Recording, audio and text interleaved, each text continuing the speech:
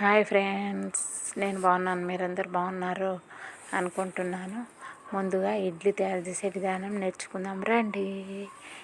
ఇడ్లీ తెల్లగా స్పాంజ్ లెక్క రావాలంటే ఈ విధంగా చేసుకోవాలి.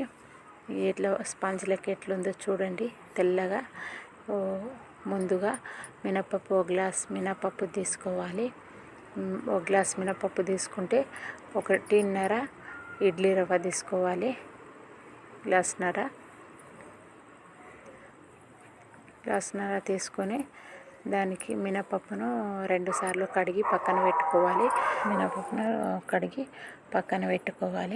పెట్టుకున్న తర్వాత అందులో నీళ్ళు పోసి సైడ్ని పెట్టుకోవాలి. 6 నుండి 7 అవర్స్ నానని వచ్చి పక్కన పెట్టాలి. తర్వాత రవ్వ తీసుకొని 2 టైమ్స్ కడిగి రవ్వను ఒక 3 నుండి 4 అవర్స్ నానితే చాలు.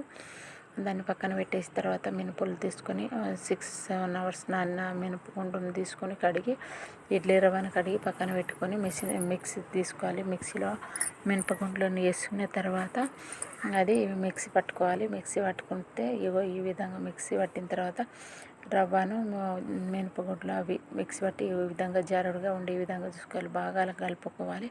కలుపుకుంటే పిండి ఈ విధంగా జారుగా ఉండే విధంగా తయారు చేసుకోవాలి.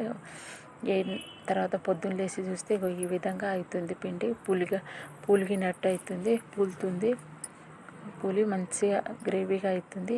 దాన్ని కొంచెం చిటికెడు ఉప్పు వేసుకొని కలుపుకొని పక్కన పెట్టుకోవాలి. పెట్టిన తర్వాత మనం ఇడ్లీ పాత్ర తీసుకొని ఇడ్లీ పాత్ర కొంచెం నూనె ఈ విధంగా ఆయిల్ అప్లై చేసిన తర్వాత అన్నిటికీ ఆయిల్ అప్లై చేసి పక్కన పెట్టుకొని పిండి తీసుకొని కొంచెం పిండి అత్తలం వేసుకోవాలి. మన ఇడ్లీ పాత్రలో పిండి పెట్టుకున్న తర్వాత దాన్ని మొత్తం ఈ విధంగా ఫిల్ చేసుకొని పక్కన పెట్టి మొత్తం అన్ని ప్లేట్లో నింపిన తర్వాత ఇడ్లీ పాత్రలో ఒక గ్లాస్ వాటర్ పోసి ఈ విధంగా లోపల పెట్టి ఒక 15 నిమిషాలు మూత పెట్టి 15 నిమిషాలు ఉడకనివ్వాలి.